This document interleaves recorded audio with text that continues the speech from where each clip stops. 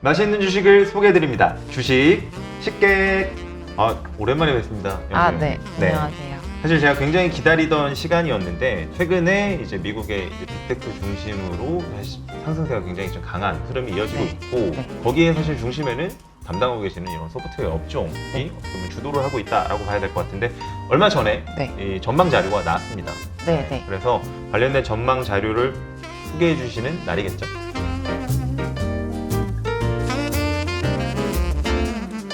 이제 이 AI에 대한 주목이 사실은 하반기 이제 뭐 앞으로 계속해서 갈 거라고 많은 분들이 이제 생각을 하시면서 그 수혜가 이제 엔비디아 같은 하드웨어뿐만 아니라 소프트웨어 영역에서도 계속해서 크게 발생을 할 거다라고 생각하시는 투자자분들이 많으신 것 같아요. 그래서 이제 최근에 저한테 이제 여쭤보시는 질문도 굉장히 많고. 앞으로의 이야기를 하기 전에 좀 복기를 해볼 필요가 있을 것 같은데 어쨌든 상반기에 이런 글로벌 소프트웨어 섹터의 주가가 굉장히 좀 좋았습니다. 물론 방금 말씀하신 것처럼 이 AI 테마와 관련돼서 이제 그게 이제 기대감을 불어 넣어준 것 같은데 기대감이 먼저 반영된 거냐 혹은 이제 실적도 같이 쫓아오느냐 뭐 이런 내용일 것 같거든요. 우선 이제 상반기는 기대감으로 시작을 한 거는 맞죠. 근데 이제 저는 하반기에도 모멘텀이 계속 있을 수 있을 거라고 이제 말씀을 드리는 게 지금까지 이제 기대감을 만든 건 일부 빅테크 기업들이었잖아요. 그래서 이제 이 빅테크 기업들 같은 경우에는 하반기에 본격적으로 이제 어플리케이션을 런칭을 하면서 그 어플리케이션들이 매출에 인식이 되기 시작을 할 것 같아요. 그 마이크로소프트 오피스에 코파일럿이라는 이 생성 AI가 탑재가 되는 솔루션이 하반기부터 점진적으로 런칭이 된다고 했기 때문에 그 부분들도 이제 매출에 인식이 될 것 같고 어도비의 생성 AI 파이어플라이 같은 경우가 4Q부터 매출 인식이 된다고 했기 때문에 이제 그런 부분들이 이제 매출 인식이 되면서 이제 실제로 이제 구체화될 것 같고요. 이제 빅테크가 만든 파운데이션 모델을 기반으로 생성 AI를 만드는 업체들, 뭐 대표적으로 지지난주 유니티가 이제 생성 AI 이제 도입을 한다고 발표를 하면서 주가가 또 급등했었는데 이제 이런 식으로 그 아랫단에 있는 기업들이 이제 생성 AI 관련된 서비스들을 런칭을 할 거란 말이죠. 이제 그런 이제 모멘텀들도 계속해서 있을 걸로 보이기 때문에 하반기에도 이제 관련 모멘텀들이 이렇게 중첩돼서 계속 나올 거다라고 보고 있습니다. 저는 약간 놀랍던 게 뭐 마이크로소프트 같은 경우에 사실 저희가 선제적으로 AI 시대를 뭐 준비해 왔다라고 하니까 뭔가 이렇게 서비스 착착착 런칭이 된다라고 하면 상대적으로 좀 어도비 같은 경우에는 저는 그런 움직임이 뭐 내부적으로는 있었겠지만 제가 이제 피부로는 못 느끼고 있었는데 굉장히 빠르게 서비스들이 붙는 것 같은 느낌을 좀 받더라고요. 사실 제가 다른 기업들의 사업 같은 것들을 그냥 경험적으로 보건데 어떤 신규 서비스들이 사실 그렇게 빠르게 변화하는 것들을 보지는 못했는데 이번 AI의 특징은 뭔가 서비스를 굉장히 좀 빠르게 붙는다는 느낌이 좀 있거든요. 이런 빅테크 기업들은 많이 준비를 해왔었고요. 어도비나 뭐 세일즈포스 같은 류의 규모 있는 기업들 같은 경우는 본인들도 준비를 해왔지만 동시에 이제 MS나 구글과 파트너십을 빠르게 체결을 함으로써 도입을 했기 때문에 이렇게 빠른 움직임을 보일 수 있었다라고 볼 수 있습니다. 현재 이 빅테크들의 생성 AI가 어떻게 좀 진행되고 있는지 조금 더 풀어서 설명해 주시면 좋을 것 같긴 하거든요. 이제 빅테크들 같은 경우에 이제 크게 이 파운데이션 모델이라는 형태로 이제 이 생성 AI를 판매를 하는 이제 비즈니스 모델을 이제 만들기 시작을 했죠. 사실 그 부분을 조금 더 설명해 주실 수가 있을까요? 그래서 이제 파운데이션 모델 아직까지 이제 헷갈리시는 분들이 있을 텐데 제가 이제 설명을 해드리는 건 이제 가장 간단한 설명은 어떤 거냐면 이걸 제네러티브 AI, 지금 현재 우리가 올해 등장한 AI를 생성 AI라고 하잖아요. 생성 AI 시대 이전에도 AI가 있었는데 이 AI는 이제 IQ가 500짜리 엄청 똑똑한 어린아이였어요. 근데 이제 AI가 딱 탄생을 하면 얘가 이제 백지 상태예요. 그럼 이제 우리가 이 백지 상태의 IQ 500짜리 애한테 뭘 시킬지 이제 결정을 해요. 그럼 얘를 내가 번역을 시키겠다. 그럼 이제 얘는 번역에 특화된 기능을 하는 AI로 탄생을 하는 거예요. 그럼 이제 뭐 우리가 잘 아는 파파고 같은 기능을 하겠죠. 근데 이제 생성 AI는 어떤 특징을 갖냐면 IQ 500짜리인데 웹상에 있는 모든 데이터를 미리 학습을 시킨 거예요. 그래서 얘는 어떤 특정 기능이 아니라 일단 기본적으로 현재로서는 한 중학생 수준의 지식을 가진 아이로 미리 만들어 놓은 거예요. 일종의 백지가 아니라 상식을 가져 있는 수준의 어떤 그런 아이로 만든 거죠.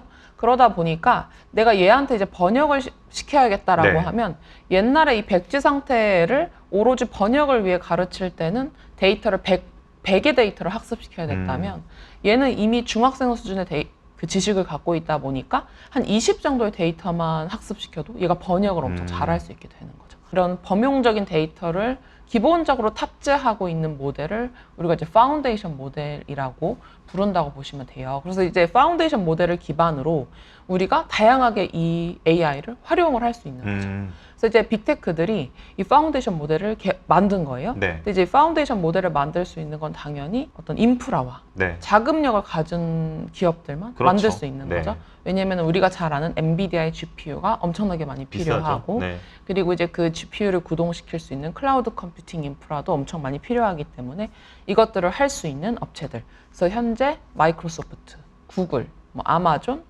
메타 이 정도의 업체들만 이제 LLM이라는 이 파운데이션 모델을 보유하고 있다라고 볼 수가 있고요. 네. 이 파운데이션 모델을 판매하는 비즈니스 모델은 API 형태로 판매를 해요. 그래서 이제 네. API라는 건 어플리케이션 프로그래밍 인터페이스의 약자인데요. 예를 들어 미래에셋의 HTS에서 GPT라는 파운데이션 모델을 가져다 쓴다. 그러면 그 GPT라는 엄청나게 큰 데이터를 불러올 수 있는 일종의 매개체가 되는 함수라고 네. 보시면 돼요. 그래서 우리 HTS에 그 함수를 작성하면 그 데이터들을 이렇게 불러올 수 네. 있는 그런 역할을 하는 함수예요. 그래서 이제 API 형태로 이거를 이제 구매를 하는데 그 API로 구매를 할 때 이 가격이 어떻게 책정이 되냐면 생성되는 단어당 책정이 돼요. 그래서 우리가 단어가 많이 생성될수록 비용이 비싸져요. 그럼 현재 빅테크들은 사실 뭐 이들이 가진 이제 리소스를 활용해서 사실 네. 파운데이션 모델을 아무나 만들 수는 없으니까 네. 이걸 가지고 이제 이걸 빌려주는 거죠. 일종의 네. 이제 네. API 형태로 빌려주고 거기서 그럼 이 서비스를 활용해 파운데이션 모델을 가지고 어떤 서비스를 하려고 하는 기업들은 네. 여기서 생성되는 그런 단어의 수량, 그러니까 어떻게 보면 사용량이네요. 네, 네. 사용량의 수수료를 지불한다 이런 개념으로 보면 되는 네. 거죠. 그 사용량이라는 걸 이제 생성되는 단어 수로 책정을 해서 비용을 지불하게끔 하는 게 이 API 형태다라고 보시면 돼요. 어떻게 보면 일종의 그런 비슷하다고 볼 수 있을까요? 클라우드 비즈니스를 하는 기업들, 클라우드 서비스를 빌려 쓰는 업체들은 그런 컴퓨팅 리소스, 데이터를 사용하는 만큼 네. 그 비용을 지불하는 거와 좀 맞습니다. 유사한 개념이라고 볼 수는 있는 거죠. 네, 그래서 제가 이제 자료를 보시면 API 요금제에 그 모델을 사용하는 요금이 있고 그 모델을 이제 구동시킬 때 클라우드 컴퓨팅을 또 써야 되거든요. 네. 그 클라우드 컴퓨팅 사용 요금이 같이 붙어 있어요. 이 API를 쓴다는 것 자체가 또 GPU 서버가 구동된다는 뜻이거든요. 네. 그러다 보니까 클라우드 컴퓨팅이 돌아가는 그 비용도 내고요. 우리가 이제 얘가 전달돼야 되잖아요. 네트워크를 통해서. 네. 왜냐면 이 파운데이션 모델이라는 게 어떤 마이크로소프트의 AI 서버에 있을 거잖아요. 데이터 센터. 그러니까 거기서 얘가 호스팅 될 때 그 비용도 다 같이 포함이 되어 있습니다. 그래서 이제 이런 식으로 장사를 한다라고 보시면 돼요. 네. 사실 이들이 만들어 온 이런 파운데이션 모델 때문에 이제 향후에 이제 다른 산업들이 이제 연쇄적으로 생겨날 거라고 생각을 하고 있는데 그렇더라고 하면 여기서 수혜를 보는 이제 좀 유망한 이런 서브 섹터는 어떤 것들을 좀 주목하고 계세요? 우선은 기본적으로 이런 API를 통해서 아마 궁극적으로는 엄청나게 많은 어플리케이션들이 그쵸? 만들어질 네. 거예요. 근데 이제 제가 항상 투자자분들한테 말씀을 드리는 건 어플리케이션 물론 만들어질 거다. 그리고 이제 어플리케이션이 만들어져서 10배거가 나올 거다. 그렇지만 아직까지 저희가 그게 뭔지 알 수가 없다. 알고 싶습니다. 네, 사실 알고 누구나 싶지만 알고 그게 싶죠. 굉장히 어렵다. 네, 잠깐 미래에 갔다 와서 그쵸? 알고 네. 알면 좋을 텐데 이제 알 수가 없다 보니 현 시점에 그러면 이제 같이 수혜를 받을 수 있는 서브 섹터가 뭐냐라고 했을 때 저희 네. 소프트웨어 섹터에서는 빅데이터와 사이버 보안을 말씀드릴 수 있다라고 할 수 있죠. 빅데이터와 사이버 보안. 네. 그래서 이제 빅데이터 같은 경우가 저희 이 클라우드 컴퓨팅 산업에서 사실 가장 늦게 성장한 섹터예요. 왜냐하면 네. 진짜 예전부터 빅데이터란 단어를 우리가 들어왔는데 네. 사실은 빅데이터 자체가 모멘텀이 없었어요. 음. 왜냐하면 데이터라는 게 발생하는 곳은 궁극적으로 저희가 사용하는 기기거든요. 그쵸. 네. 뭐 스마트폰, 뭐 PC. 근데 이제 스마트폰이나 PC 같은 데서 데이터를 수집하는 게 어렵거든요. 왜냐면 이게 다 개인정보고 그쵸. 번거롭고 되게 힘든 작업이에요. 왜냐면 뭐 핸드폰 제출해 뭐 이럴 순 없잖아요. 그렇죠. 그 네. 핸드폰을 뭐 데이터를 모으기 위해서 이제 AI 시대에는 AI한테 더 많은 데이터를 학습시킬수록 AI가 더 정교한 결과값을 내기 때문에 그쵸. 데이터를 많이 모을수록 유리한 상황이 되는 거죠. 기업들이 AI와 관련된 서비스를 출시할 때 데이터가 많으면 많을수록 더 좋은 서비스를 낼 수 있어요. 그래서 이제 기업들이 이 데이터의 어떤 소중함 같은 거를 많이 체감을 하게 된 거예요. 그래서 앞으로는 데이터가 생성될 때부터 네. 클라우드 서버에 모아서 AI한테 학습시킬 수 있게끔 해야겠다. 소위 그러면 데이터 발생 시점부터 이거를 체계적으로 정리를 해서 맞아요, 학습용 맞아요. 데이터로까지 연결이 될 수 있는 그런 구조를 네. 이제 짜고 있는 거죠. 맞습니다. 그래서 그런 시스템을 이제는 만들어야겠다. 그러니까 옛날에는 그냥 데이터가 발생해도 저장하면 스토리지 비용이 들기 때문에 네. 일정 기간 저장해두지 않았거든요. 그럼 삭제하거나. 근데 이제는 그것들을 막 함부로 삭제하면 안 되기 때문에 저장해둬야 되고, 그리고 마치 유통업에서 재고 관리가 되게 네. 중요하듯이 데이터도 그렇게 재고 관리하는 게 중요해진 거예요. 이제 이런 것들을 해주는 소프트웨어가 바로 빅데이터를 관리하는 소프트웨어들이거든요. 이제 스노우플레이크 같은 종목들이 이제 이런 역할을 하는 종목이라고 볼 수가 있어요. 그리고 사실 스노우플레이크의 가장 큰 경쟁사는 아마존 AWS예요. 네. 그래서 이제 뭐 AWS라든지, 그리고 요즘 가장 신고가 기록하는 종목 오라클. 오라클. 네, 오라클이 말씀 바로 많이 하셨죠. 네, DBMS 때문에 원래 과거부터 DBMS 1인자가 이제 오라클이었고, 네. 이제 오라클이 이제 그렇기 때문에 또 계속해서 주목받고 있고, 네, 이렇게 이해를 하실 수 있을 겁니다. 예, 네. 사실 이 AI가 최근에 굉장히 많이 각광을 받으면서 일각에서 나왔던 얘기 중에 하나가 이미 데이터 웬만한 데이터를 다 크롤링해서 썼기 때문에 향후에 학습을 시킬 때 데이터 고갈 문제가 생길 수밖에 없을 거야 라고 얘기를 하는데, 지금 이런 식으로 데이터를 애초에 생성 단계부터 다시 모아서 양질의 데이터로 만들어내는 구조가 더 확장이 되면 어떻게 보면 방금 그 제기했던 이런 문제들은 네. 자연스럽게 해결이 될 수도 있겠다라는 생각이 좀 들기도 합니다. 네, 그렇죠. 네. 그런 것들 때문에 기업들이 이렇게 데이터 관리에 열을 올리겠죠. 방금 말씀해주신 이런 빅데이터 업체들을 좀 잘 유심히 지켜볼 필요가 있을 것 같고요. 네. 두 번째로 말씀해주신 사이버 보안, 이거는 뭐 많은 분들이 제기하시는 문제인 것 같아요. 정말 이렇게 이제 AI가 나도 모르게, 사실 AI가 작성한다고 해서 제가 AI가 작성했는지 사람이 작성했는지 이제 모를 것 같긴 하거든요. 그죠, 네. 그런 식으로 쉬지 않고 네. 무수하게 많은 이제 어떤 정보들을 좀 만들어낼 텐데, 이게 사실 이제 안 좋은 쪽으로 사용이 됐을 때 문제가 심각할 수 있지 않을까? 그리고 반대로 보안 기업들의 입장에서도 오히려 이거를 막는 게 가능하느냐, 이런 궁금증이 들기는 하거든요. 그래서 이제 사이버 보안이라는 게 근본적으로 이제 사실 먹고 먹히는 싸움이라 이제 사실은 끝은 없는데, 네. 이제 생성 AI가 등장을 함으로써 당연히 이제 아마 해킹 사고도 늘 것이고, 네. 그 해킹에 대응하는 수법도 진화를 할 것 같아요. 생성 AI를 네. 통해서. 그래서 결국에는 이제 전반적인 외형 시장 산업 자체가 이제 커지지 않겠나, 네. 이렇게 보고 있습니다. 그래서 해커들 딴에서는 이제 생성 AI를 활용해서 좀 장난삼아 해킹하는 그런 시도가 늘고 있다라는 뉴스가 나오고 있고, 네. 그런 사이버 보안 기업들에서는 생성 AI를 활용한 제품들을 빠르게 이제 출시를 하고 있는 상황이에요. 그래서 아직까지 막 뚜렷한 어떤 성과가 있는 건 아니지만, 이쪽 산업, 그러니까 우리가 결국 궁극적으로 디지털 의존도가 점점 더 굉장히 심화되는 거잖아요. 네. 그러면 당연히 사이버 보안이 중요해질 수밖에 없기 때문에 기업 입장에서는 IT 투자를 할 때 가장 최우선 순위로 사이버 보안과 AI를 여전히 집중할 수밖에 없다라고 이야기가 나오고 있는 거거든요. 네. 언어 기반의 모델들, 그리고 뭐 챗 GPT 이렇게 써보면 이게 제 개인 비서처럼 올 날이 그렇게 멀지 않을 것 같아요. 많은 정보를 이 친구가 알고 저한테 이제 대응을 해줄 텐데, 네. 이게 해킹을 당한다라고 하면 뭐 최근에 이제 전화번호 정도 뭐 알려지는 거 수준하고는 많이 다를 거라는 생각이 좀 들기는 하거든요. 네. 근데 지금 그런 관점에서는 결국에 사이버 보안은 뭐 먹고 먹기는 산업이겠지만 네. 전체적인 시장 파이는 계속 커지고 중요성은 더 올라갈 수밖에 없다, 이렇게 보신다라는 거잖아요. 그렇죠. 그래서 이제 사이버 보안 쪽은 하반기에도 계속 저는 유망할 것으로, 지금 왜냐면 시장에서 굉장히 관심도가 오히려 더 커진 상황인 것 같아요. 뭐 대표적인 종목들 팔로알토 네트워크스, 뭐 포티넷, 뭐 크라우드 스트라이크, 이런 종목들은 계속해서 좋은 성과를 낼 것이다라고 보고 있습니다. 아까 그리고 잠깐 먹고 먹기는 산업이라고 말씀해 네, 주셨기 네. 때문에 사이버 보안 쪽은 뭐 ETF나 이런 걸로 접근하는 것도 하나의 방법이 네, 될 수 있겠네요. 맞습니다. 사이버 보안 워낙 종목이 다양하고 네. 세분화되어 있기 때문에 사실 ETF 투자를 많이 추천을 드리죠. 네.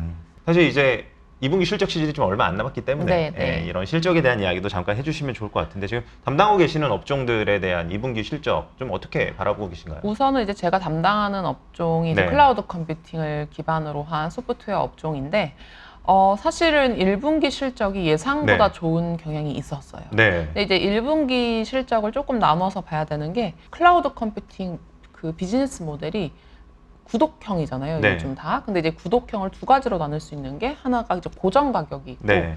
하나가 이제 컨섬션 베이스라고 사용량당 가격이 책정되는 이렇게 네. 두 가지 비즈니스 모델로 나뉘어요. 그래서 이제 고정 가격이라고 하면 우리가 이제 넷플릭스처럼 월 뭐 10,000원을 내면 무제한 한 달에 네. 무제한 보듯이 소프트웨어도 월 딱 뭐 10,000원을 내면 그냥 무제한 쓸 수 있는. 네. 근데 이런 식으로 가는 건 보통 소프트웨어들이 뭐 1년 단위로 계약을 하고 월 단위로 지출을 하는 뭐 그런 식으로 되기 때문에 이미 계약 자체를 뭐 1년, 2년 이런 식으로 해놔서 경기가 나빠진다고 해도 이미 계약이 다 돼 있기 때문에 지출액이 변하지 않아요. 픽스드 베이스드 모델 같은 경우에는 1Q 실적이 예상보다 좋았어요. 그러니까 워낙 지금 이제 경기 불황으로 인해서 IT 스pen딩이 줄어서 1Q 실적이 안 좋았을 거라고 전망을 한 상황이었기 때문에 전망치를 상회하면서 이 픽스드 프라이스를 사용하는 기업들은 연간 가이던스를 상향 조정한 케이스가 굉장히 많았어요. 네.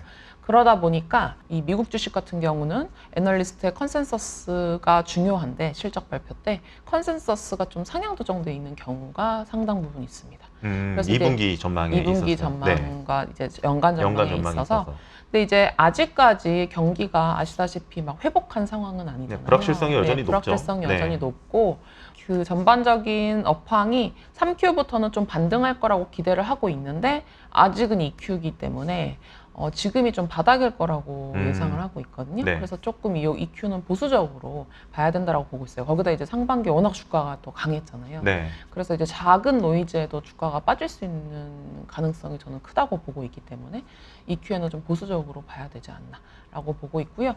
컨섬션 베이스 그 비즈니스 모델을 갖고 있는 경우에 우리가 사용한 만큼 매출이 네. 인식되는 거예요. 그래서 예를 들어 데이터 관련된 업체들, 그러니까 아까 스노우플레이크 같은 네. 업체들, 아니면 사이버번 업체들이 요 비즈니스 모델을 많이 갖고 있는데 이 업체들 같은 경우는 지금 경기 불황이라서 전년 대비 사용량이 확 줄은 상황이라 사실은 실적이 예상보다 하회를 한 경우가 많았어요. 네. 그래서 이런 기업들 같은 경우에는 컨센서스가 예상을 뛰어넘지 못한 경우가 많았거든요. 그래서 컨센이 그렇게 높게 형성이 되어 있지 않아서 오히려 이제 이런 종목들이 예상보다는 좀 좋을 가능성이 있지 않나 좀 이렇게 보고 있습니다. 전반적인 톤은 좀 보수적으로 보는 게 낫다. 왜냐면 상반기 주가 너무 올라서 네. 그래서 약간 조정이 나오면 오히려 저는 조정은 기회일지 않겠나 이렇게 좀 보고 있는 상황입니다. 네. 사실 뭐 매크로를 주로 보는 제 입장에선 지금 이 픽스드 베이스드 모델 기업들의 실적 당연히 중요하겠지만 네. 오히려 주목이 되는 건 컨섬션 베이스이긴 하네요. 이들이 만약에 네. 반등이 된다면 이 IT 지출이 좀 변화가 하는 게 아닌가. 이게 제 네. 개인적인 생각이긴 하지만 그런 식으로 볼 수도 네, 네. 있고요. 혹은 조금 더 안 좋아진다라고 했을 때는 아직 바닥이 조금 더 네. 혹은 경기 침체의 영향이 아직 국면에 들어가 있구나 이렇게라도 이제 볼 수 있는 맞습니다. 거니까요. 지금 1분기에 실적이 예상보다 살짝 좋게 나왔고 네. 상반기에 주가 퍼포먼스가 굉장히 좀 좋았습니다. 근데 이게 아무래도 이 픽스 베이스드 모델들은 이게 계약 자체가 시기가 좀 긴 상황이다 보니까 사실은 그렇게 보였을 수도 있다라는 말씀 해주셨고 이미 네, 네. 주가가 올라간 상황이니까 조금은 보수적으로 보고 대응을 하시자 뭐 이런 네, 말씀을 맞습니다. 주신 것 같습니다. 글로벌 소프트웨어 전망 자료에 대한 전반적인 이야기를 해주셨는데 뭐 시청자분들도 많은 도움을 받았을 거라고 생각합니다. 수고 많으셨습니다. 네, 감사합니다. 네, 오늘 식사는 어떠셨나요? 만족스러우셨나요?